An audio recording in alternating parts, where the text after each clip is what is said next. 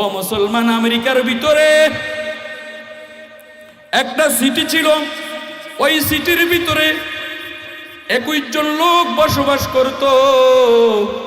এই 21 জন লোক এক একজন এক এক দেশের, কারণ ওই দেশের ভিতরে তো আমাদের দেশের মতো সচরাচর মুসলমান নাই। এই 21 জন লোক এরা ছিল ব্যাচেলার বুঝেন, এরা ছিল ব্যাচেলার স্টুডেন্ট। এরা একটা রুম ভাড়া নিয়ে তারপরে পড়াশোনা করত, ফাঁকে ঝুঁকে জব করত। এইভাবে চলতে চলতে কিছুদিন পর তারা একটা মসজিদ নির্ণয় করলো। এই মসজিদে আমরা 5 ওয়াক্ত নামাজ পড়বো, কারণ সবাই তো যুবক, সবাই তো মুসলমান। 5 ওয়াক্ত নামাজ এলাকার ভিতরে পড়ে।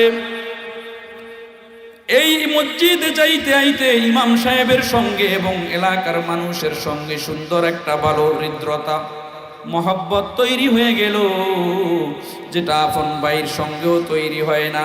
অনেক সময় দেখবেন সম্পর্ক আপন ভাইয়ের সঙ্গে অন্য মানুষের সঙ্গে আরো গভীর সম্পর্ক বিভিন্ন কারণে হয়ে থাকে, কি থাকে না? ঠিক তেমনি ভাবে মসজিদে আসতে যাইতে এরকম ভাবে সম্পর্ক হয়ে গেল। প্রত্যেক দিন আসরের নামাজের পর সবাই চা খাইতো, কফি খাইতো, আরো উন্নত মানের খাবার খাইতো। হঠাৎ করে দেখতেছেন পাকিস্তানের একজন যুবক ব্যাচেলার, ওই ব্যক্তি আর মসজিদে নাই, 1 ওয়াক্ত মসজিদে নাই। সবাই তাকে খুঁজতেছেন, কোথায় গেল? সবাই পেরেশান। তার গুণগুলা নিয়ে সবাই আলোচনা করা আরম্ভ করে দিল। টেনশনে পড়ে গেল, কি হলো? কারণ আমাদের দেশের ভিতরে ক্রাইম সেই দেশের ভিতরে আছে না নাই? উন্নত বিশ্ব যত, সেই দেশের ভিতরে ক্রাইম তত বেশি। ছোটরা ভুল করলে সবাই এটা নিয়ে নিন্দা করে, বড়রা ভুল করলে ডরে কেউ মুখ খুলতে চায় না, ঠিক কিনা? আসলে তো নিয়ম ছিল, যত বড় হোক সে চুরি করলে তাকে চোর বলা, সে খুন করলে তাকে খুনি বলা, সে যত অন্যায় করুক তাকে অন্যায় বলা। ঠিক তেমনি ভাবে সবাই ভাবলো ক্রাইমের ভিতরে পড়ে গেছে কিনা। এই যে কিছুদিন আগে হাদিকে হত্যা করেছে, সবাই এরকম নানা মন্তব্য করেছে। পেরেশান। 2-3 জন বলল কোনো প্রয়োজনে মনে হয় বাহিরে চলে গিয়েছে, এই জন্য পথে প্রবলেম হওয়ার কারণে আসা সম্ভব হয় নাই। চলে আসবে, তোমরা এত টেনশন করার কিছু নাই। যাইতে যাইতে যাইতে যাইতে 5 ওয়াক্ত নামাজ ছুটে গেল। এবার টেনশন আরো বাড়তেছে। সবাই তার ব্যাপারে পেরেশান, কি হলো? ফ্রেন্ড সার্কেল হাই উতাস, মসজিদের মুসল্লিরাও পেরেশান, কারণ এই লোকটা অনেক ভালো যুবক ছিল। এক পর্যায়ে 1 সপ্তাহ চলে গেল, ওই আল্লাহর বান্দাকে আর পাইল না। সবাই তার হাল ছেড়ে দিল। কারণ যত কাছের মানুষ হোক না কেন, যত সম্পর্ক হোক না কেন, 2-3 দিন 1 সপ্তাহ পরে, 2-3 মাস পরে কেউ আর তাকে মনে রাখে না, ঠিক কিনা? ও মুসলমান, মা বাবাও যদি মারা যায়, আত্মীয় স্বজনও যদি মারা যায়, 2-3 দিন ক্রন্দন করার পর, 3 দিনের দিন একটা খাওয়ান দাওয়ানের পর সবাই আবার স্বাভাবিক হয়ে যায়। কয়েকদিন মন খারাপ থাকলো, 1 মাস পরে, 2-3 মাস পরে আবার স্বাভাবিক হয়ে যায়। মনে হয় যেন তার বাবা যে হারাইছে তার খবরই নেই, এমন আছে না নাই? ঠিক তেমনি ভাবে 1 সপ্তাহ পর সবাই নিশ্চিত হলো আসলে সে মনে হয় কোনো ক্রাইমের ভিতরে পড়েছে। সবাই পেরেশান, তার ভালো ভালো গুণগুলি নিয়ে আলোচনা করতেছে, কি করা যায়। কিন্তু মুসলমান, লম্বা ঘটনা শর্ট করে বলতেছি, এই দিক থেকে 2-3 বছর চলে গেল, তাকে আর কেউ মনে রাখে না। হঠাৎ করে একদিন ফজরের নামাজের পর ইমাম সাহেব ওই মসজিদে যখন পিছনের দিকে ফিরে বললেন, ও মুসল্লিয়ানে কেরাম, যারা যারা মোবাইল আছে মোবাইলগুলা সাইলেন্ট করে নেন। আপনারা একে অপরের সিনায় সিনায় তাকাইয়া পায়ের গোড়ালির দিকে খেয়াল করে কাতারগুলা সোজা করে নেন। যে এই এলান দেওয়ার জন্য পিছনে তাকাইলো, হঠাৎ করে দেখতেছেন 3 বছর আগের হারানো সেই যুবক। এখন তো নামাজের কাতার দাঁড় করানোর সময়, কথা বলতে পারবো না, চোখ দিয়ে চোখে চোখে একটা ইশারা করে বুঝাইয়া দিলেন, এরে যুবক, তুমি তুমি নামাজের পরে একটু ঠাইকো, কথা শুনিও। ইমাম সাহেব নামাজের সালাম ফিরাইলেন। ওই যে তার বন্ধু, তাকে যেই মুসল্লিরা চিনত, ওই মুসল্লিরা তাকে চতুর্দিক থেকে ঘিরে ফেলল। ওই লোকটা মসজিদের একটা কর্নারে চলে গেল। ইমাম সাহেবও সালাম দোয়া দুরূদ পাঠ করার পর ওই মুসল্লিদের সঙ্গে ওই যুবকের কাছে চলে গেল, হাঁটি হাঁটি পা পা করে যাইয়া বলতেছেন, রে যুবক, তুমি দেখছি একটা আজীব মানুষ, তোমার মতো মানুষ মনে হয় আমার মন বলতেছে বাংলাদেশ কেন, পাকিস্তান কেন, আমেরিকা কেন, সারা বিশ্বের ভিতরেও তোমার মতো আজীব মানুষ আল্লাহ তাআলা সৃষ্টি করে নাই। ওই লোকটা যেই এই কথা বললেন, চোখের পানি ছরঝর করে ছেড়ে দিয়ে যুবক হুজুরের দিকে হাঁটি হাঁটি পা পা করে রওয়ানা। হুজুরকে এইভাবে যাইয়া জড়াইয়া ধরলেন আর চোখের পানি ছেড়ে দিয়ে বললেন, ইমাম সাহেব, আমি এমনিতেই 3 বছর আত্মগোপনে ছিলাম না হুজুর। আমি যেই জায়গার থেকে আসছি ওই জায়গার থেকে আমি জীবনে ভাবি নাই আসতে পারবো হুজুর। আমি মর্মান্তিক একটা ঘটনার ভিতরে পড়ে গেলাম। হুজুর বললেন, বাবা কি? যুবক বলো। হুজুরকে তখন বলতেছেন, হুজুর আমি আমেরিকার ভিতরে ওই যে ছাত্রাবাসে থাকতাম, হোস্টেলে থাকতাম, এর একটু সামনেই আমি জব করতাম, চাকরি করতাম। আমার অফিসের ভিতরেই একটা খ্রিস্টান মেয়ে জব করতো, চাকরি করতো। এত সুন্দর, এত রূপসী চেহারাওয়ালা একটা মেয়ে হুজুর, আমি তার চেহারার দিকে তাকাইয়া প্রেমে পড়ে যাই। আমাদের দুজনের মাঝে ভালোবাসা তৈরি হয়ে যায়, ভালোবাসা সৃষ্টি হয়ে যায়। এক পর্যায়ে আমি তাকে আজীবনের জন্য, স্থায়ীভাবে পাওয়ার জন্য ইমাম সাহেব আমি তাকে বিবাহের প্রস্তাব দেই হুজুর। উনি আমাকে হাও বলে না, নাও বলে না। এক পর্যায়ে আমি একদিন চাপ দিলাম, মেয়েটা আমাকে স্পষ্ট জানাইয়া দিল, আমি এই ব্যাপারে কোনো কথা বলতে পারবো না। তুমি যদি আমাকে বিবাহ করতে চাও তাহলে সরাসরি আমার ফ্যামিলির সঙ্গে কন্ট্যাক্ট করতে হবে। ও ইমাম সাহেব, মেয়েটা যখন আমাকে এই কথা বলল, আমি আর মুহূর্তকাল দেরি করলাম না। মেয়ের দেখানো পথে হাঁটি হাঁটি পা পা করে তার বাসায় চলে গেলাম। বাসায় যাওয়ার আগে আমি ভাবলাম তার বাবা আর তার মার সঙ্গে কথাটা ডিসকাস করব, কিন্তু আমি ঘরে ঢুকতে না ঢুকতে সেখানে যাইয়া দেখলাম অনেক মানুষ। আমার মনের ভিতরে ভয়ের সঞ্চার হলো, না জানি আমাকে ফাঁদে পালাইতেছে, আমাকে মেরে ফেলবে।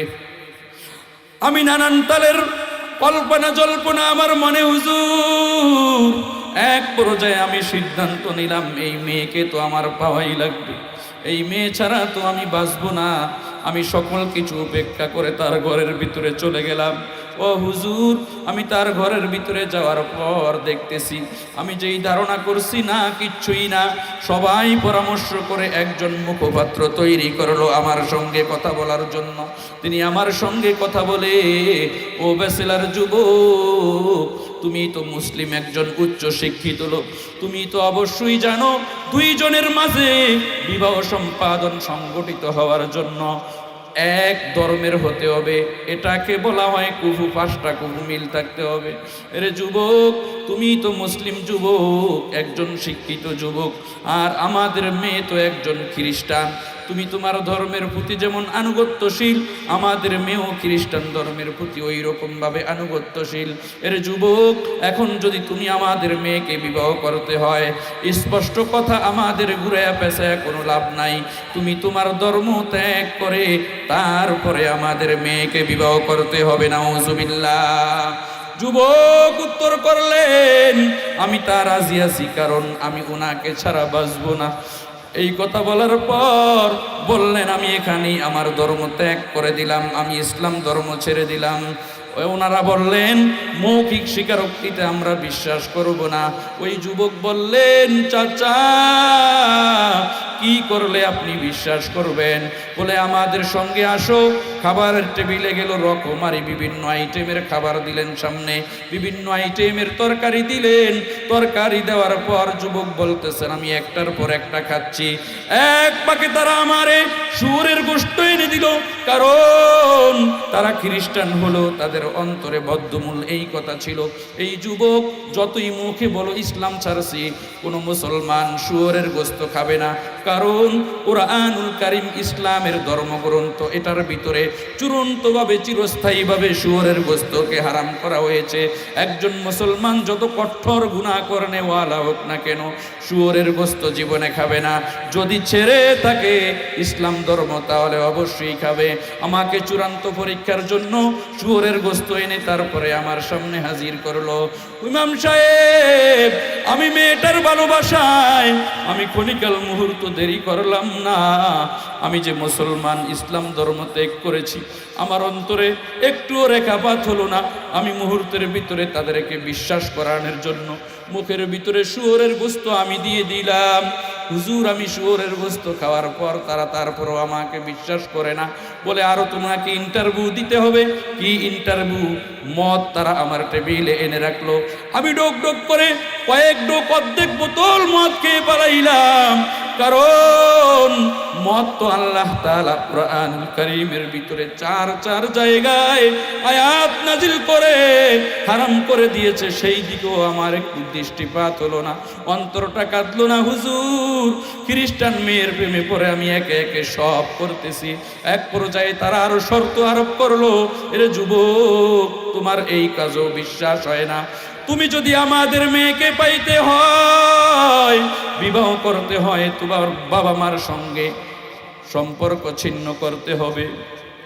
এবার বললেন, ইমাম সাহেব, আমার কলিজার টুকরা জন্মদাতা বাবা কে সম্পর্ক ছিন্ন করার কথা যখন বলল, আমি মেয়েটার প্রেমে এতটাই বিভোর, এতটাই উন্মাদ হয়ে গিয়েছিলাম, আমি এতটুকু চিন্তাও করলাম না আমাকে যেই মা বাবা জন্ম দিয়েছে ওই মা বাবাকে কিভাবে আমি ছিন্ন করি।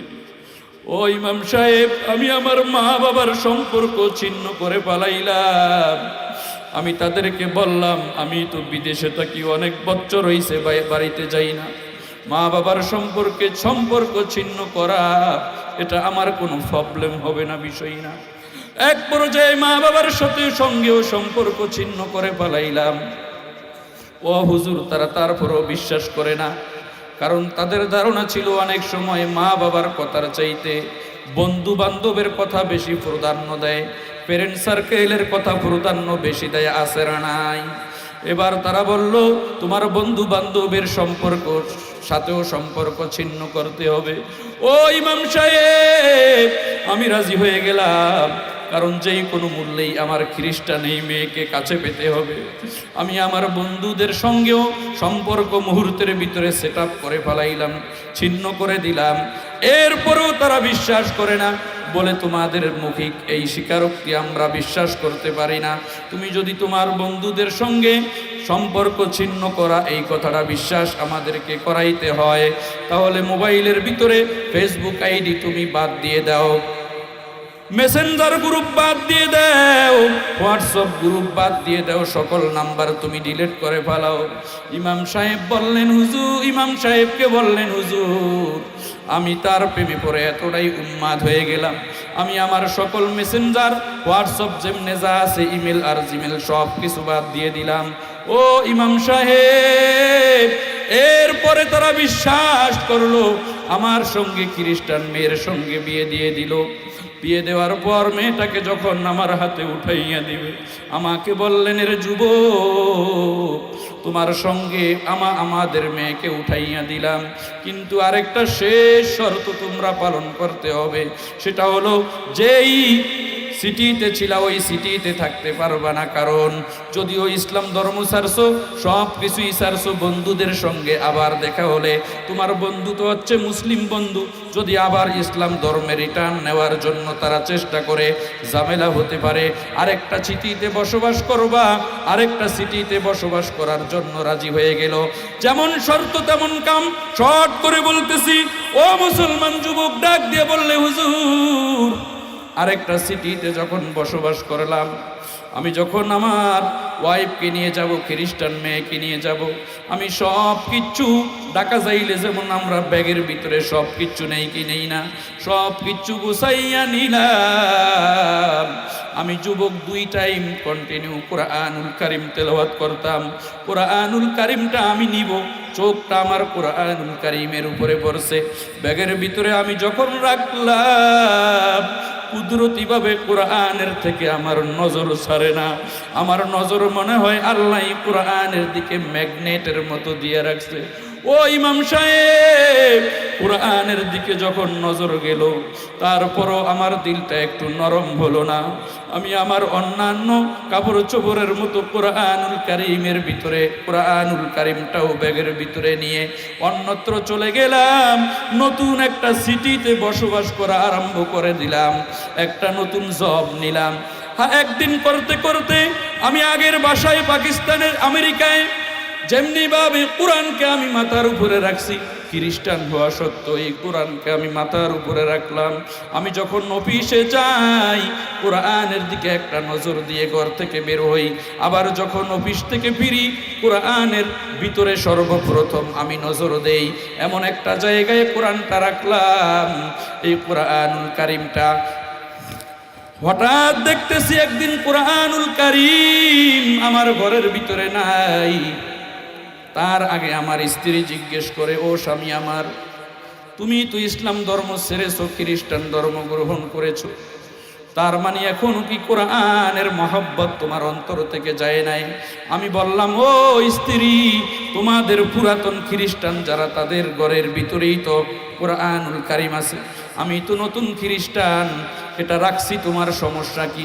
আমার স্ত্রী চুপ হয়ে গেল, আমাকে আর কিচ্ছু বলে না। এক পর্যায়ে আমি একদিন অফিসে চলে গেলাম। আমার স্ত্রী ঘর ঝাড়ু দেওয়ার সময় আমার কোরআনুল কারীমটাও ব্যাগের ভিতরে নিয়ে ডাস্টবিনে ফেলাইয়া দিল। আমি অফিস থেকে আসার পর এই কোরআনুল কারীমের দিকে নজর যখন দিলাম, আমি দেখলাম কোরআনুল কারীম জায়গায় নাই। আমার মাথাটা গরম হইয়া গেল। স্ত্রীর কাছে দৌড়াইয়া চলে গেলাম, ও আমার আদরের কলিজার টুকরা স্ত্রী, আমার কোরআনুল কারীম কোথায়? আমার স্ত্রী বললেন, ও স্বামী, আপনি তো দেখতেছি ইসলাম ধর্ম গ্রহণ করেছে, ইসলাম ধর্ম বাদ দিয়ে খ্রিস্টান ধর্ম গ্রহণ করেছেন, কিন্তু আপনার কোরআনের মহব্বত এখনো অন্তর থেকে যায় নাই। আজকে আবার আমাকে জিজ্ঞেস করতেছেন কর্কশ ভাষায়, তার মানে আপনি ওই যে আমাকে বিবাহ করেছেন, খ্রিস্টান ধর্ম গ্রহণ করেছেন, এটা কি সরনা?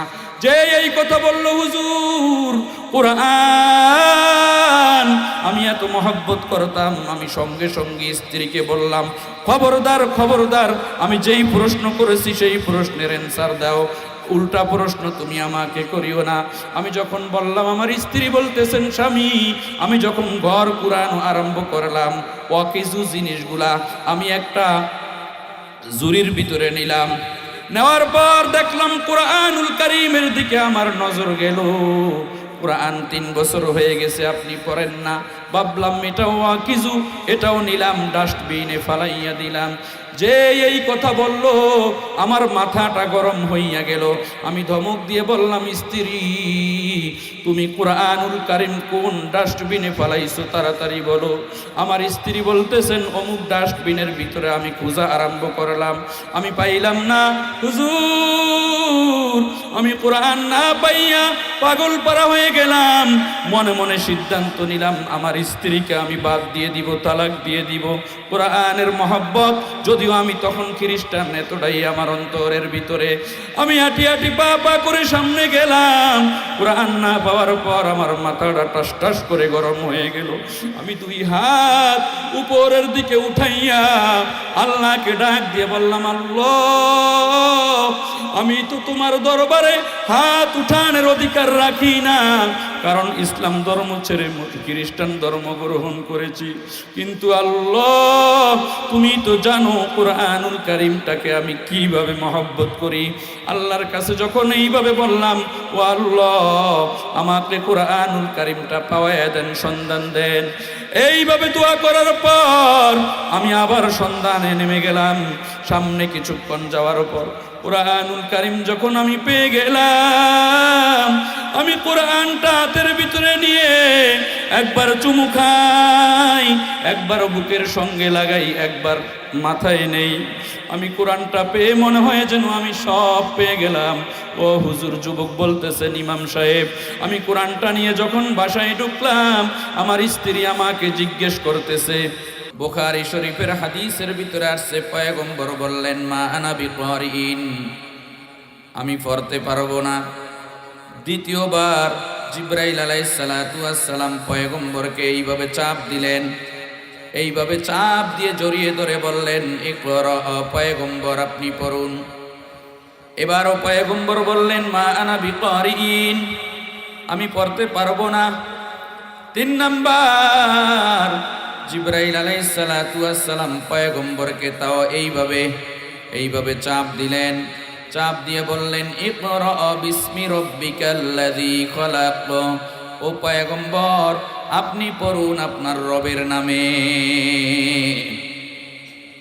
প্রথম 2 বার বললেন আপনি পড়ুন, শুধু পড়ার কথা বলেছেন, কিন্তু কিভাবে পড়ব, কার নামে পড়ব এটা জিবরাইল বলেন নাই। এই জন্য পয়গম্বর বলেছেন, মা আনা বিকারিন, আমি পড়তে পারবো না।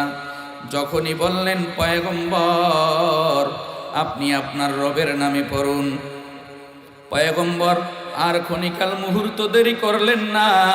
পয়গম্বর সূরা আলাকের 5টি আয়াত পড়া আরম্ভ করে দিলেন। ইকরা বিসমি রাব্বিকাল্লাযী খলাক, খলাকাল ইনসানা মিন আলাক, ইকরা ওয়া রাব্বুকাল আকরামুল্লাযী আল্লামা বিল কলম, আল্লামাল ইনসানা মা লাম ইয়ালাম। সূরা আলাকের এই 5টা আয়াত পয়গম্বর দর করে পড়ে পালাইলেন। মুফাসসিরিন ইকরাম বলেন, প্রথম 3 বার পয়গম্বর কেন পড়লেন না? কারণ এই পড়ার ভিতরে রবের নাম নাই। পয়গম্বর মনে করলেন, আমাকে যেই আল্লাহ সৃষ্টি করেছেন, আমাকে যেই মহান বিধাতা সৃষ্টি করেছেন, ওই আল্লাহর নাম যেই পড়ার ভিতরে নাই, ওই পড়া আমি পয়গম্বর বিশ্ব নবী কোনোভাবেই পড়তে পারি না।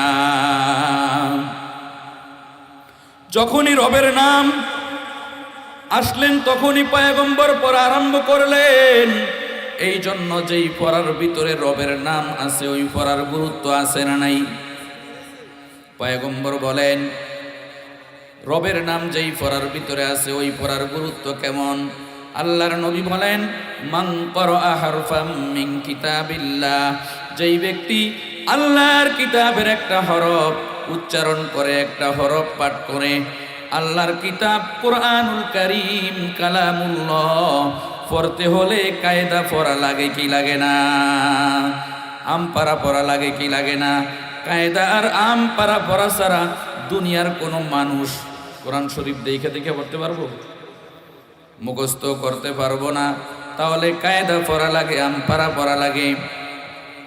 এখনো মাদ্রাসায় ভর্তি হয় নাই। পয়গম্বর বলেন, সবে মাত্র ছোট্ট বাচ্চা, মাত্র 3 মাস বয়স, এই 3 মাস বয়সের ছোট্ট একটা বাচ্চাকে এনে ফুরকানিয়া কিন্টার গার্ডেন মাদ্রাসার মুহতামিম মাওলানা মিজানুর রহমান সাহেবের কাছে এসে বললেন, ও মিজান হুজুর, আমি নিয়ত করেছি আমার সন্তানটাকে এলাকার মাদ্রাসায় পড়াবো, আপনি আমার সন্তানটাকে ভর্তি করে দেন। এখনো সন্তানটা ফর্ম ফিল আপ করে নাই। বাসার থেকে আসার পর মিজান হুজুরের সঙ্গে কথা বলতেছেন, ডিসকাস করতেছেন। এমন সময়ের ভিতরে হুজুর বলতেছেন, ঠিক আছে, আপনার সন্তানকে মাদ্রাসায় ভর্তি করব। আপনার সন্তানকে উজু করাইয়া তারপরে নিয়ে আসেন। আপনি আপনার সন্তানকে উজু করাইয়া যখন আবার নিয়ে আসলেন, হুজুর বললেন, ঠিক আছে, ভর্তি করার আগে দেখি ওর আম্মু ওকে কি পড়াইছে, আউযু পারে কিনা, বিসমিল্লাহ পারে কিনা, কালেমা পারে কিনা। মিজান হুজুর ইন্টারভিউ নিতেছেন, আপনার সন্তান এখনো মাদ্রাসায় ভর্তি হয় নাই। তার আগে হুজুর জিজ্ঞেস করলেন, বাবা তুমি দেখি আউযু বিসমিল্লাহ পড়তে পারো কিনা। যখন আপনার বাচ্চা মাত্র 3-3.5 বছর বয়স, এখনো মাদ্রাসায় ভর্তি হয় নাই, উচ্চারণ করলো হুজুর জিজ্ঞাসা করার সঙ্গে সঙ্গে, বিসমিল্লাহির রহমানির রহিম। আপনার বাচ্চা তো এইভাবে সুন্দর করে তেলাওয়াত করতে জানে না। আপনার বাচ্চার মুখ থেকে যখন বিসমিল্লাহর আওয়াজ বের হলো, পয়গম্বর বলেন বিসমিল্লাহর ভিতরে 19টা অক্ষর, জাহান্নামের দরওয়াজাও 19টা। এই বাচ্চার মুখের বিসমিল্লাহর বরকতে ওর মা বাবা 2 জন অথবা 2 জনের যেই কোনো একজন যদি ওই অন্ধকার কবরে মাওলার থেকে থাকে, আমার আল্লাহ মুহূর্তের ভিতরে বাচ্চার মুখে উচ্চারিত 19টা বিসমিল্লাহর অক্ষরের বরকতে ফেরেশতাকে জানাইয়া দেন, ও ফেরেশতা, এই বাচ্চার মুখে 19টা বিসমিল্লাহর অক্ষর বের হওয়ার কারণে জাহান্নামের 19টা দরওয়াজা বন্ধ করে দাও। ওর মা বাবা অথবা 2 জনের যেই কোনো একজনের কবর আযাব কিয়ামত পর্যন্ত বাচ্চার উসিলায় মাফ করে দাও। ও আম্মা জানেরা, নিশ্চয়ই আপনারা পর্দার অন্তরাল থেকে আমার আলোচনা শুনতেছেন, আপনারা তো সরাসরি শুনতেছেন। কয়দিন দুনিয়াতে বাঁচবেন? আপনার সন্তানকে আপনি প্রাইমারিতে পড়ান, সমস্যা নাই, মাধ্যমিকে পড়ান, উচ্চ মাধ্যমিকে পড়ান, বিসিএস করান, বিসিএস কেডার করান, সমস্যা নাই। কিন্তু তার আগে এই ফুরকানিয়া কিন্ডারগার্টেন থেকে অন্ততপক্ষে বেসিক ইসলাম সম্পর্কে, দিন সম্পর্কে কোরআন শিখাইয়া আপনার সন্তানকে যেখানে নিবেন, যত বড় উচ্চ বিশ্ববিদ্যালয়ে নিবেন, আপনার সন্তান যত বড় হোক না কেন, ডিসি হোক আর এসপি হোক আর সচিব হোক, জীবনে কোনো দিন আপনার বার্ধক্যতায় আপনাকে বৃদ্ধাশ্রমে নিয়ে রাখবে না। ও আম্মা জানেরা, আপনার আদরের সন্তানকে আজকে সামান্য দুনিয়ার লোভে, ভালো একটা চাকরির লোভে আপনার আদরের সন্তানকে দ্বীনি শিক্ষা থেকে মাহরুম করতেছেন। আপনি কি জানেন, সারা বাংলাদেশের বৃদ্ধাশ্রমগুলো যদি আপনি লক্ষ্য করেন, একজন রিকশাওয়ালার বাবা মাও বৃদ্ধাশ্রমে নাই, একজন মসজিদের ইমামের বাবা মা বৃদ্ধাশ্রমে নাই, একজন কোরআনের হাফেজের বাবা মা বৃদ্ধাশ্রমে নাই, একজন খতিব সাহেবের বাবা মা বৃদ্ধাশ্রমে নাই। কারণ খতিব সাহেবের বেতন, এই যে আপনাদের মিজান হুজুর, ওনার বেতন তো আমি জানি না কতই, আর সর্বোচ্চ হইলে 5 থেকে 6 হাজার টাকা। মুয়াজ্জেমের মুয়াজ্জেম যদি থাকে বেতন 2000 টাকা। একজন রিক্সা চালক, একজন সিএনজি চালক, একজন ভ্যান চালক আর কয় টাকা ইনকাম করে। কিন্তু মুসলমান তাদের বাবা মা যখন বার্ধক্যতায় চলে যায়, বাবা মাকে বৃদ্ধাশ্রমে ফালায় না। কারণ ওই হাফেজ সাহেব জানে, ওই ইমাম সাহেব জানে, ওই মুয়াজ্জিন সাহেব জানে, ওই ইমাম সাহেব খতিব সাহেব জানে, ওই হুজুর, ওই রিকশাওয়ালা ওয়াজ মাহফিলে শোনার পর বক্তাদের মুখ থেকে শুনেছে, বাবা মা যার ঘরে বরকতের দরওয়াজা অনবরত নাজিল হইতে থাকে। বাবা মার যার ঘরে সোনার মক্কা মদিনা তার ঘরে বিদ্যমান। এই জন্য যত সংকীর্ণ ইনকামই হোক না কেন, জীবনে কোনো দিন এই বাবা মাকে বৃদ্ধাশ্রমে পালাইয়া আসে না। কিন্তু আপনি যদি বৃদ্ধাশ্রমগুলার দিকে তাকান, ডিসিএসপি সচিব যাদের চাকরি করলে 50,000 টাকা বেতন, 1 লক্ষ টাকা বেতন, 2 লক্ষ টাকা বেতন, আউট ইনকাম আর ইনকাম, ইনকাম আর ইনকাম, ক্ষমতার কোনো অভাব নাই, টাকা পয়সার কোনো অভাব নাই, তাদের বাবা মা দেখবেন বৃদ্ধাশ্রমে। এই কিছুদিন আগে একটা ঘটনা, মুসলমান টাকা পয়সার কোনো অভাব নাই, বাবা বার্ধক্যতায় চলে গেছে, সারাদিন একটু কথা বেশি বলে, এই জন্য তার বাবাকে লাথি মেরে মেরে বাসার থেকে পালাইয়া দিছে। আর একটা লোককে বলছে আমার বাবাকে বৃদ্ধাশ্রমে রেখে আসো, প্রতি মাসে 5 তারিখে আমার কাছ থেকে এসে বৃদ্ধাশ্রমের যেই খরচ মাসিক ভাতা নিয়ে যাও। নাউজুবিল্লাহ। এমন কুলাঙ্গার সন্তান শিক্ষিত হলেও কি, মূর্খ হলেও কি, যদি আপনার এই সন্তানকে ছোটবেলায় মক্তবে পড়াইতেন, কোরআন ঠিক মতো পড়াইতেন, অন্তত পক্ষে কোরআনের ঠিক মতো শুদ্ধভাবে তেলাওয়াতটা শিখাইতেন, কিছু মাসআলা মাসাইল শিখাইতেন, আপনার গাইডলাইন করতেন সন্তানকে, আপনার সন্তান ডিসি হতো, আপনার সন্তান এসপি হতো, আপনার সন্তান সচিব হতো, কোনো সমস্যা নাই। বাংলাদেশে বাংলাদেশে শতে হাজারো সচিব আছে, হাজারো এসপি আছে। মা বাবার উপরে যদি বউ একটা শব্দ ব্যবহার করে তার মাথা আর ঠিক থাকে না, বউকে সঙ্গে করা শাসন করে আছে না নাই? আবার হাজারো ডিসিএসপি, হাজারো লোক প্রশাসনিক লেভেলে আছে, বউর কথায় মাকে বৃদ্ধাশ্রমে পাঠাই দ্বিধাবোধ করে না।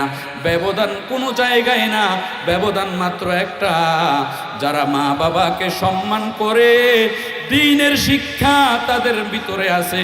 দ্বীনের শিক্ষা যদি নাও থাকে, কোরআনুল কারীমের আলোচনা ওয়াজ মাহফিলে উলামায়ে কেরাম থেকে বাবা মার সম্মান শোনার কারণে বৃদ্ধ অবস্থায় বাবা মাকে বিরক্ত আর বোঝা মনে করে না, ঠিক কি না? বলতেছিলাম, পয়গম্বর বলেন এই বাচ্চা সবে মাত্র মাদ্রাসায় আসছে, মিজান হুজুরের কাছে আসছে, এখনো ভর্তি হয় নাই, বাচ্চা এখনো মাদ্রাসার ছাত্র না, কিন্তু মুখ দিয়া বিসমিল্লাহ উচ্চারণ করার দ্বারা তার বাবা মার 2 জন অথবা 2 জনের একজন যদি অন্ধকার কবরে থেকে থাকে, আল্লাহ পাক রব্বুল আলামিন তাদের কবর আযাব মাফ করে দেয়। এখন বলবেন হুজুর আমরা তো মারা যাই নাই, আমরা জীবিত আছি। পয়গম্বর বলেন এই বাচ্চা ভর্তি হওয়ার পর কায়দা হোক, আমপারা হোক, সিফারা হোক আর কোরআনুল কারীম হোক, একটা অক্ষর যখন উচ্চারণ করবে, মান করআল কুরআন, যদি কোনো বান্দা একটা অক্ষর কোরআনুল কারীমের পরে তেলাওয়াত করে, আমার আল্লাহ তাআলা বলে, আমার পয়গম্বর বলেন, ফালাহু হাসানা, কম পক্ষে 10টা নেকি তার আমল নামায় দিয়ে দিবে।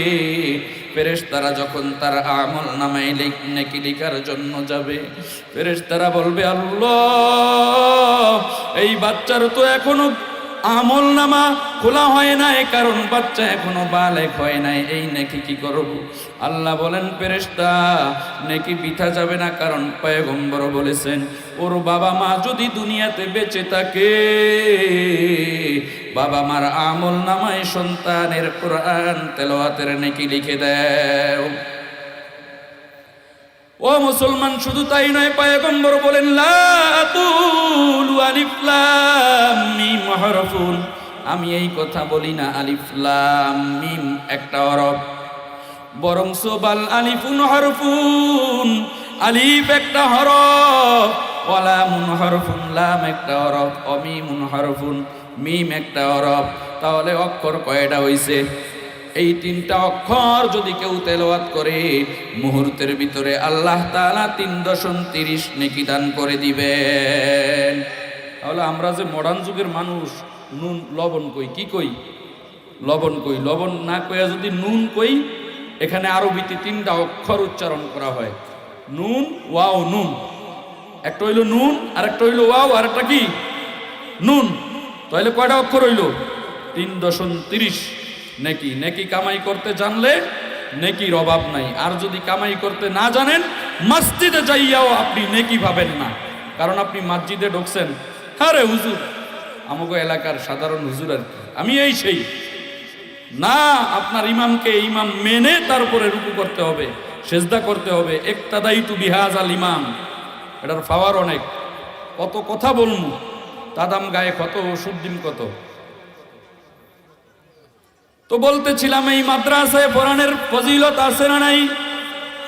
আপনার সন্তান মাদ্রাসায় ভর্তি হয় নাই, ঢুকার সময় বিসমিল্লাহ পড়ল, বাবা মার কবর আযাব মাপ, কায়েদাত মাত্র সবক নিছে, আলিফ লাম মিম পড়ছে, তাও 30 নেকি। পয়গম্বর বলেন কায়েদা সবক নেওয়ার পর এবার নজরায় সবক নিছে। নজরায় সবক নেওয়ার পর এখানে তো মনে হয় বছর হেফসখানা খুলছে, হেফসখানা খুলছে না? হেফজখানায় দেওয়ার পর এই কুরআনুল কারীম মুখস্থ করে পালাইছে। পয়গম্বর বলেন, মান ক্বরাআল কুরআন, যেই ব্যক্তি কুরআনুল কারীম তেলাওয়াত করলো, ফাস্তাযহারাহু ফাআহাল্লা হালালাহু, এরপরে কুরআনের বর্ণিত হালালকে হালাল জানলো, ওয়া হাররামা হারামাহু, হারামকে হারাম জানলো, আদখালাহুল্লাহুল জান্নাহ, আল্লাহ তাআলা তাকে জান্নাতের মেহমান দুনিয়াতে থাকতেই বানাইয়া দিবেন। কিয়ামতের ময়দানে মাশরে যেদিন কেউ কারো উপকারে আসবে না, লা ইয়ানফাউ শাইআ, কেউ কারো উপকারে আসবে না। বাবা সন্তানের উপকারে আসবে না, সন্তান বাবার উপকারে আসবে না। ওই দিন যাদের উপরে জাহান্নাম ওয়াজিব, আত্মীয় স্বজনদের ভিতরে, মনে অনেকে প্রশ্ন জাগদারে, তো এরে ফরাইছি আমাকে লাভ হয়েছে কি, এর ব্যাপারেই তো সব বলেন। পয়গম্বর বলেন না, এই যে এই বাচ্চাকে যারা সহযোগিতা করলো ফুরকানিয়া মাদ্রাসার হেফজখানায় দেওয়ার জন্য, এরা যদি কোনো কারণে জাহান্নামের অধিবাসী হয়ে থাকে, আল্লাহ পাক রব্বুল আলামিন কিয়ামতের ময়দানে মাশরে আদখালাহুল্লাহুল জান্নাহ, তাকে তো জান্নাতে দান করবেন। জান্নাতে যাওয়ার পর খোঁজ করবে, কোথায় আমার মা, কোথায় আমার বাবা, কোথায় আমার আত্মীয় স্বজন যারা আমাকে হেফজখানায় পড়ার জন্য সহযোগিতা করলো, কোথায়ও পাবে না। এক পর্যায়ে ফেরেশতাদেরকে জিজ্ঞেস করার পর জানতে পারবে তারা তো গুনার কারণে তারা জাহান্নামের ভিতরে, জাহান্নামের ফায়সালা তাদের হয়ে গেল।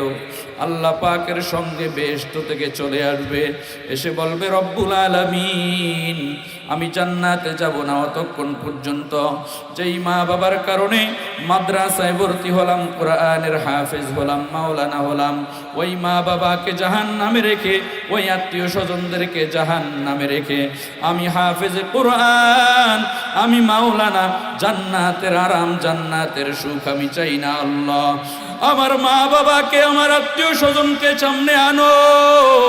আল্লাহ ফেরেশতাদেরকে বলবেন জাহান্নামের ভিতর থেকে নিয়ে আসো। নিয়ে আসার পর আল্লাহ তাআলা তখন অর্ডার করে দিবেন, এই তোমার আত্মীয় স্বজন আদখালাহুল্লাহুল জান্নাহ ওয়া শাফাআহু ফি আশরাতিম মিন আলি বাইতিহি কুল্লুহুম কদ ওয়াজাবাত লাহুন নার। তোমার আত্মীয় স্বজনদের ভিতরে বেছে বেছে যাদের উপরে জাহান্নাম ওয়াজিব হয়েছে, এমন 10 জনকে বেছে তারপরে জান্নাতে নিয়ে চলে যাও। ও মুসলমান, আপনাদের বিবেকের কাছে প্রশ্ন রাখতে চাই, দুনিয়ার জীবন যেই কোনোভাবেই শেষ হয়ে যাবে, যদি স্বীকার করে থাকেন আখিরাত আমাদের মূল লক্ষ্য, তাহলে বলুন দুনিয়াতে এমন কোন বিদ্যা আছে, এমন কোন শিক্ষা আছে যেই বিদ্যার কারণে বাবা মা আখিরাত থেকে মুক্তি পাবে, স্বয়ং নিজে আখিরাতের জাহান্নামের আগুন থেকে মুক্তি পাবে? আছে? তাহলে একটাই আছে, সেটা হলো কি? কোরআনের বিদ্যা। অন্ততপক্ষে আপনার সন্তানকে 3 বছর মাদ্রাসায় পড়ান, তারপরে স্কুলে ভর্তি করে দেন। এখন তো মাদ্রাসার যেই সিস্টেম, আলহামদুলিল্লাহ, এখানে আমি যতটুকু খবর জানি, এখানে যদি 3 বছর কেউ পড়ে তাহলে স্কুলে 1, 2, 3 সময় লস হইল কয় বছর? 1, 2, 3 এখানে পড়ার কারণে। কিন্তু আমি এটা দায়িত্বশীল হিসাবে বলতে পারি, আমি তো এখানে দায়িত্বশীল না, তারপরও দায়িত্ব নিয়ে বলতে পারি, এখানে যদি 3 বছর পরে, এখন বর্তমানে এই মাদ্রাসাটা এমনভাবে পরিচালিত হচ্ছে, এই 3 বছর পড়ার পর আপনার সন্তানকে 5-এ নিয়েও ভর্তি করতে পারবেন। বাংলা, অঙ্ক, ইংরেজি এমনভাবে তারা শিখিয়ে দেয়। এই জন্য এখন থেকে নিয়ত করেন, অন্ততপক্ষে আমি একটা বাচ্চাকে মাদ্রাসায় পড়াবো। যদি বাচ্চা না থাকে তাহলে আত্মীয় স্বজনদের ভিতরে যেই কোনো একজন, যদিও আত্মীয় স্বজনদের ভিতরে কেউ না থাকে, অন্ততপক্ষে ভাই বেরাদর, বন্ধু বান্ধব একজন না একজন তো আছে, আমি শিখাইব। কারণ পয়গম্বর বলেন কুন আলিমান, তুমি যদি পারো আলেম হও, আও মুতাআল্লিমান, অথবা তালিবুল ইলম হও, আও মুঈনান, অথবা সাহায্য করো, বিভিন্ন সময় মাদ্রাসায় সাহায্য করো, রমজানে সাহায্য করো, মাহফিলে সাহায্য করো, বিভিন্ন সময়। এখন বলতে পারেন হুজুর আমি তো সাহায্য করার সামর্থ্য নাই, গরিব মানুষ, রিক্সা চালাই, দিন মজুর, আপনি ওইভাবে সাহায্য করার দরকার নাই। সাহায্য কয়েকভাবে হয়। ও মুসলমান, আপনি অন্ততপক্ষে এক জিল কুরআনুল কারীম মাত্র 200-250 টাকা মিজান হুজুরের কাছে এসে বলেন হুজুর আমি তো ওইভাবে হাজার হাজার টাকা দিয়ে সহযোগিতা করতে পারলাম না, এক জিল কোরআন শরীফ অথবা 200 টাকা দিয়ে দিলাম, অথবা 300 টাকা দিয়ে দিলাম, তাও যদি না পারেন 50টা টাকা 100 টাকা দিয়ে দিলাম হুজুর, মাদ্রাসার উন্নয়নের কাজে আপনি খাটায়েন। তাও যদি না পারেন অন্ততপক্ষে ভালো বুদ্ধি দিয়ে একটা পরামর্শ দিয়েন হুজুর, এখানে যদি এই কাজটা এইভাবে না করে এইভাবে করেন তাহলে এলাকার জন্য ভালো হয়, প্রতিষ্ঠানের জন্য ভালো হয়। টাকা দিয়ে সহযোগিতা করতে হবে বিষয়টা এমন নয়, পরামর্শের মাধ্যমেও সহযোগিতা করা যায় কি যায় না? পয়গম্বর বলেন তুমি যদি পারো আলেম হও, আর যদি আলেম হতে না পারো তালিবুল ইলম হও। তাও যদি না পারো তাহলে তুমি সাহায্য সহযোগিতা করো, তাও যদি না পারো আও মুহিব্বান, তাহলে আলেমদেরকে মহব্বত করো, ছাত্রদেরকে মহব্বত করো, তালিবুল ইলমদেরকে মহব্বত করো। এই 4 শ্রেণী যদি না হতে পারো ওয়ালা তাকুন খামিসান, 5ম শ্রেণী হয়েও না। আমরা যদি পয়গম্বরকে জিজ্ঞেস করি ইয়া রাসূলুল্লাহ ইয়া হাবিবাল্লাহ 5ম শ্রেণী হলে কি হবে, পয়গম্বর বলেন ফাতুহুলিক, তাহলে ধ্বংস হয়ে যাইবা। অনেক মুসলমান আছে মাদ্রাসায় সন্তান পড়ায় না, কিন্তু মাদ্রাসা উন্নতি দেখলে সহ্য হয় না, আছে না নাই? মসজিদে বেতন দেয় না, দেখবেন যেই মুসল্লি মসজিদে বেতন দেয় না ওই মুসল্লি মাস শেষে হিসাব নেয়। যেই মুসল্লি ঠিক মতো মসজিদের কন্টিনিউ বেতন দেয় ওই মুসল্লি দেখবেন চুপচাপ এসে নামাজ পড়ে। আমাদের সমাজে একটা কথা আছে, খালি কলস লড়ে বেশি, কথা আছে না নাই? এই জন্য এই আমলগুলা থেকে আমাদের বিরত থাকতে হবে। আরেকটা লাভ, আমরা তো মনে করি আমাদের রাষ্ট্রে ভিআইপি মেহমান আসে, লাল গালিচার সংবর্ধনা দেওয়া হয় না? মনে করেন ইন্ডিয়ার থেকে আমেরিকার থেকে রাষ্ট্রপ্রধান যদি আসে, যে যেই সময় ক্ষমতায় থাক, আমাদের দেশের রাষ্ট্রীয় মেহমান হিসাবে সংবর্ধনা দেওয়া এটা তো রাষ্ট্রীয় দায়িত্ব না? এয়ারপোর্ট থেকে আরম্ভ করে সংসদ ভবন পর্যন্ত লাল গালিচার সংবর্ধনা দেয় কি দেয় না? ফুল ছিটাই কি ছিটাই না? আল্লাহর পয়গম্বর বলেন দুনিয়াতেও যদি কারো বাচ্চা অথবা কোনো ব্যক্তি মাদ্রাসায় পড়ে, সে যদি হাঁটে, আমার আল্লাহর ফেরেশতাও তার পায়ের নিচনে লাল গালিচার সংবর্ধনা দেয়। ওয়াইনাল মালাইকাতা লাতাদউ আজনিহাতা রিদাল লিতালিবিল ইলম, তালিবুল ইলমের পায়ের নিচনে নূরের পর সংবর্ধনা দেয় স্বয়ং আমার আল্লাহর নির্দেশে ফেরেশতারা। দুনিয়ার মানুষের সংবর্ধনা পাওয়ার জন্য দ্বীনি ইলম থেকে দূরে থাকবেন। দুনিয়ার মানুষের অন্যায়ের কোনো অভাব নাই, ফেরেশতাদের কোনো অন্যায় নাই। ওই ফেরেশতারা নিরপরাধ মাসুম ফেরেশতাদের সংবর্ধনা যদি পাইতে হয় অন্ততপক্ষে একটা বাচ্চা মাদ্রাসায় দেন। ও মুসলমান, ফজিলত বললে তো শেষ হবে না। পয়গম্বর বলেন খায়রুকুম মান তাআল্লামাল কুরআনা ওয়া আল্লামা। দুনিয়ার ভিতরে তোমরা তো মনে করো যেই ব্যক্তি এফআরসিএস করে সে শ্রেষ্ঠ, যেই ব্যক্তি বিসিএস ক্যাডার করে সে শ্রেষ্ঠ, যেই ব্যক্তি জিপিএ 5 পায়, A+ পায়, গোল্ডেন A+ পায় সে শ্রেষ্ঠ, যেই ব্যক্তি অক্ষতে টকিং করে সে শ্রেষ্ঠ তোমরা তো মনে করো। পয়গম্বর বলেন না না, আল্লাহর কাছে শ্রেষ্ঠ 2 শ্রেণীর মানুষ। খায়রুকুম মান তাআল্লামাল কুরআন ওয়া আল্লামা, 1 নাম্বার যে কোরআনের ইলম শিক্ষা অর্জন করে, 2 নাম্বার যারা কোরআনের বিদ্যা শিক্ষা দেয়। এই 2 শ্রেণীর মানুষ আমার আল্লাহর কাছে দুনিয়ার সকল মানুষের চাইতে শ্রেষ্ঠ। প্রশ্ন হতে পারে, হুজুর পয়গম্বর ইঞ্জিনিয়ার সাহেবকে কেন শ্রেষ্ঠত্বর ঘোষণা দিলেন না? পয়গম্বর ডাক্তার সাহেবকে কেন শ্রেষ্ঠত্বর ঘোষণা দিলেন না? পয়গম্বর আরো বিদ্যা অর্জন যারা করে তাদেরকে শ্রেষ্ঠত্বর ঘোষণা কেন দিলেন না? ইঞ্জিনিয়ার সাহেবকে যদি পয়গম্বর শ্রেষ্ঠত্বর ঘোষণা দিত, বাবুই পাখি বলতো আমি তাহলে কি দোষ করেছি? যেই গুণ অর্জন করার কারণে ইঞ্জিনিয়ারকে শ্রেষ্ঠত্বর ঘোষণা পয়গম্বর দিয়েছে, আমি বাবুই পাখির ভিতরেও তো ওই গুণ আছে, তাহলে আমি কি দোষ করেছি? ডাক্তার সাহেবকে যদি শ্রেষ্ঠত্বর ঘোষণা দিত, চিড়িয়াখানার বানরগুলা, জংলার বানরগুলা বলতো আমি কি দোষ করেছি? কুকুর বলতো আমি কি দোষ করেছি? বিড়াল বলতো আমি কি দোষ করেছি? সিগাল বলতো আমি কি দোষ করেছি? সময় কম, আমি শর্ট করে বলতেছি। এদেরকে পয়গম্বর শ্রেষ্ঠত্বর ঘোষণা না দিয়ে পয়গম্বর যারা কোরআনের বিদ্যা অর্জন করে, যারা পড়ায়, তাদেরকে শ্রেষ্ঠত্ব কেন বললেন? তার মানে একটা উদাহরণ দিলে ভালো মতো বুঝবেন। যেমন পৃথিবীর ভিতরে সর্বপ্রথম 6 বলে 6টা ছক্কা দক্ষিণ আফ্রিকার একটা প্লেয়ার, নাম তার সাইদ আনোয়ার, উনি সর্বপ্রথম মেরেছেন। এরপরে পর্যায়ক্রমে আরো অনেক মানুষ মেরেছেন। বুঝানোর উদ্দেশ্য ছিল, একই জিনিস যদি একাধিক মানুষের ভিতরে থাকে, ওই জিনিসকে নিয়ে শ্রেষ্ঠত্বর দাবি করা যায় না, ঠিক কিনা? একই জিনিস যদি একাধিক মানুষের ভিতরে না থাকে, কোনো এক প্রকারের মাখলুকাতের ভিতরে থাকে, তাহলে শ্রেষ্ঠত্বর দাবি করা যায়। ঠিক তেমনি ভাবে পয়গম্বর যদি ইঞ্জিনিয়ার সাহেবকে শ্রেষ্ঠত্বর ঘোষণা দিতেন, বাবুই পাখি বলতো এই বিদ্যা তো আমার ভিতরেও আছে। কারণ ইঞ্জিনিয়ার সাহেব বিল্ডিং বানায় 100 তালা, 120-30 তালা বিল্ডিং বানায়।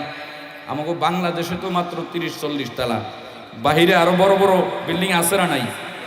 100 থেকে 120-30 তালা বিল্ডিং বানায়। দুনিয়ার মানুষ, আমি বাবুই পাখি তোমাদেরকে চ্যালেঞ্জ করলাম, এই জন্য যদি পয়গম্বর ইঞ্জিনিয়ার সাহেবকে শ্রেষ্ঠত্বর ঘোষণা দেয়, আমি বাবুই পাখি কি দোষ করছি? আমি তো বাবুই পাখি, আমি তো চড়ুই পাখি তাল গাছের আগায়। ঠিক তেমনি ভাবে এমন বাসাই নির্মাণ করি, বরংস বাবুই পাখি চ্যালেঞ্জ দেয়, এ দুনিয়ার মানুষ, ইঞ্জিনিয়ার যেই বিল্ডিং তৈরি করলো, দুনিয়ার রাজমিস্ত্রি যেই বিল্ডিং তৈরি করলো, এই বিল্ডিং এর একটা ইট আলাদা খোলা যাবে, আনাম খোলা যাবে, যাবে কি যাবে না? যাবে না? অনেক ইট আনাম খোলা যায় বিল্ডিং থেকে। বাবুই পাখিদের তহিন কণ্ঠে জবাব দেয়, আমি বাবুই পাখি যেই ইঞ্জিনিয়ারিং করে তাল গাছের আগায় বাসা বানাইছি, দুনিয়ার মানুষ ও দুনিয়ার ইঞ্জিনিয়ার, তোমাদেরকে চ্যালেঞ্জ করলাম, আমি যেই বাসা বানাইছি এই বাসা থেকে একটা কুড়া, একটা কুশ আনাম যদি বের করে দিতে পারো, তাহলে আমি বাবুই পাখি বলবো তোমাদেরকে পয়গম্বর শ্রেষ্ঠত্ব দেওয়ার যৌক্তিক ছিল। কিন্তু পারবেন বাবুই পাখির বাসার যে ইয়া আছে, আনাম বাইর করে দিতে পারবেন? পারবেন না। এই জন্য যেই বিদ্যা অন্য প্রাণীর ভিতরেও আছে, সেই বিদ্যা নিয়ে কেউ বড়াই করার কিচ্ছু নাই। পয়গম্বরের এই হাদিসকে বাবুই পাখি যেন মনে স্মরণ করাইয়া দেয়, ও ইঞ্জিনিয়ার সাহেব, তোমাকে শ্রেষ্ঠত্ব দেয় নাই, আমি বাবুইকেও শ্রেষ্ঠত্ব দেয় নাই, কারণ ওই বিদ্যা তোমার ভিতরে আছে, আমার বাবুই পাখির ভিতরেও আছে। কিন্তু মাদ্রাসার ছোট্ট একটা তালিবুল ইলম আল্লাহর কোরআন পড়তে জানে, আল্লাহর কোরআন পড়াইতে জানে, এই কোরআনের অর্থ করে শোনাইতে পারে, এই কোরআনের ব্যাখ্যা করে শোনাইতে পারে, এই কোরআনের তাফসীর করে শোনাইতে পারে, যেটা আমি বাবুই পাখি পারি না, যেটা আমরা চড়ুই পাখিরা পারি না, ঠিক কিনা? এখন যদি ডাক্তার সাহেবকে শ্রেষ্ঠত্বর ঘোষণা দেয়, ওই যে বললাম বানর বলবেন আমি কি দোষ করেছি? ডাক্তার মানুষের শারীরিক ট্রিটমেন্ট করার কারণে যদি মানুষ ডাক্তারকে পয়গম্বর শ্রেষ্ঠত্বর ঘোষণা দিতে হয়, তাহলে আমি বানর কি দোষ করলাম? ও মুসলমান, একজন বিখ্যাত বুজুর্গ, অনেক লম্বা ঘটনা আমি শর্ট করে বলবো। বিখ্যাত একজন বুজুর্গ কারি তৈয়ব সাহেব রহমতুল্লাহি আলাই ইন্ডিয়ার একটা ঘটনা বর্ণনা করেন। ইন্ডিয়ার ভিতরে হেলিবোর্ডের চতুর্পাশে বানরের বসবাস ছিল। আমাকে এই হেলিবোর্ডও আরো 500 বছর আগে মনে হয় এমন একটা সমস্যা হয়েছে, গোলাতে তো কয়েকবারই হয়েছে। চতুর্পাশে বানর ছিল। এই বানরের অত্যাচারে এলাকার মানুষগুলা বসবাস করতে পারতো না। পুরা এলাকার সবাই মিলে সিদ্ধান্ত নিল কি করা যায়। সবাই মিলে সিদ্ধান্ত নিল রুটি বানাও। রুটি বানাইয়া এই রুটির ভিতরে বিষ মিশ্রিত করে হেলিবোর্ডের উপরে রাখো। রাখার পর আগামীকালকে যখন বানর আসবে সবাই রুটি খেয়ে তারপরে মারা যাবে। এই সিদ্ধান্ত করে, যেমন সিদ্ধান্ত তেমন কাজ। পরের দিন 4-5টা বানর জঙ্গলার থেকে আসলো। ঠিক রুটির ভিতরে যখন মুখটা লাগাই বুঝে ফেলাইছে কেমন কেমন জানি ভেজাল আছে। আর রুটির ভিতরে মুখ দেয় নাই, হাঁটি হাঁটি পা পা করে চলে গেল জঙ্গলার ভিতরে যাইয়া মুরব্বীদের পরামর্শ নিল। 2জন মুরব্বী আসলো। 2জন মুরব্বী আসার পর রুটিতে মুখ লাগাইতেছে। ওই যে যারা বিষ মিশ্রিত করে রুটি রাখছে তাদের ভিতরে আনন্দের দোলা, এবার বুড়াডি সহ মারা যাবে। কিন্তু মুসলমান না, বুড়া বানরগুলা আইসা ওই 4 জনের বললেন তোমরা এখানে ওয়েটিংয়ে থাকো, আমরা একটু পরীক্ষা নিরীক্ষা করে দেখি। রুটিগুলা নাকে গেরান লাগাইয়া 2 সাইডে 2 ভাগ রুটি করলেন। এক সাইডে 1 ভাগ, আরেক সাইডে আরেক ভাগ। ওই বানরগুলা কিছুক্ষণ পর আবার বাগানের ভিতরে চলে গেলেন। বাগানের ভিতর থেকে কিছু পাতা নিয়ে আসলেন। পাতা নিয়ে এসে তাদের বাচ্চাদের কাছে দিলেন, কানে কানে কি যেন বলে দিলেন, এখান থেকে একটা রুটি খাও আর পাতা খাও, দেখবা বিষ তোমাদেরকে কোনো ক্রিয়া করতে পারবে না। যেমন পরামর্শ তেমন কাজ। ও মুসলমান, ছোট্ট ছোট্ট বানরগুলা এরকম ভাবে বিষ মিশ্রিত রুটিগুলা পাতা সহকারে খেয়ে পালাইলো। পুরা রুটিগুলা খেয়ে পালাইলো, একটা বানরও মারা গেল না। সবাই দেখে তো অবাক। পয়গম্বর সত্যি তো, যেই বানরদেরকে যদি ডাক্তারকে শ্রেষ্ঠত্তর ঘোষণা দিত, ওই বিদ্যা তো বানরের ভিতরেও আছে। বানর যেন কেমনে দুনিয়ার মানুষকে চ্যালেঞ্জ দেয়। দুনিয়ার অনেক সময় ডাক্তারের ভুল চিকিৎসার জন্য রোগী মারা যায় কি যায় না, কিন্তু আজও পর্যন্ত একজন বানরের ভুল চিকিৎসার জন্য, একজন কুকুরের, একজন বিড়ালের ভুল চিকিৎসার জন্য কোনো বিড়াল মারা যায় নাই। পয়গম্বর তো দয়ার সাগর। পয়গম্বর যা বলেন তা সত্যই, সারা রাত বর্ণনা করলে শেষ হবে না। এই কুরআনুল কারীম যেই প্রতিষ্ঠানে শিক্ষা দেওয়া হয়, ওই প্রতিষ্ঠানের গুরুত্ব, ওই প্রতিষ্ঠানের দেখাশোনা, ওই প্রতিষ্ঠানের খোঁজ খবর নেওয়ার দরকার আমাদের আছে না নাই? আমাদের কাছে তো এরকম ভাবে কালামের কদর নাই। যারা কালামুল্লাহর সাথে সম্পর্ক করছে ঠকে নাই। মুসলমান, আপনারাও ঠকবেন না। দুনিয়ার মানুষ আজেবাজে কথা বলুক, সেদিকে কান দেওয়া যাবে না। আখিরাতে যদি পার পাইতে হয়, আল্লাহর রাজি খুশি ছাড়া পথ নাই। আল্লাহর রাজি যদি পাইতে হয়, পয়গম্বরের আনুগত্য ছাড়া পথ নাই। পয়গম্বরের আনুগত্য কিভাবে করবেন? এই জিনিস যেখানে শেখানো হয় সেই জিনিসের নাম হচ্ছে মাদ্রাসা। কুরআনুল কারীম হচ্ছে একটা ম্যাগনেট। এই কুরআনের সঙ্গে যদি কোনো কাঠ লাগে থাকে, ওই কাঠের দাম আল্লাহ বাড়িয়ে দিয়েছেন। ফার্নিচারের দোকানে অসংখ্য কাঠ আমরা পায়ের নিচনে পারাই কি পারাই না, কিন্তু এই কাঠ যখন কুরআনুল কারীমের সঙ্গে লেগে গেছে, এই কাঠের নাম হয়ে গেছে রেয়াল। এই একটা রেয়ালের, যদি রেয়ালের উপরে কোনো মানুষের পাড়া পড়ে, ওই লোকটা নামাজ পড়ুক আর না পড়ুক, দাড়ি রাখুক আর না রাখুক, ওই লোকটা সঙ্গে সঙ্গে রেয়ালটা চুমু খায় কি খায় না? এই কোরআনের সঙ্গে কাঠ লাগছে, কাঠের দাম বেড়ে গেছে। এই কোরআনুল কারীম আমি ইকবাল আমার সাথে লাগছে, তো আমি ছোট্ট একটা মানুষ, আমার আলোচনা আপনাদের মতো শিক্ষিত বুঝবান মানুষেরা, আমার বাবার সমতুল্য বয়স, আপনারা শুনতেছেন।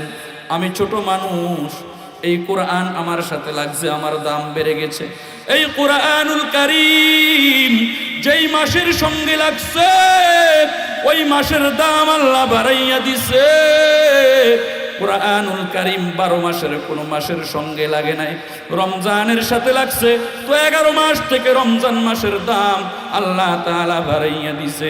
এই কুরআনুল কারীম যেই রাতের সঙ্গে লাগছে ওই রাতের দাম আল্লাহ তাআলা অন্য রাতের মতো রাখে নাই, রাতের দাম আল্লাহ বাড়িয়ে দিয়েছেন। সময় কম, আরবিগুলা বলতেছি না।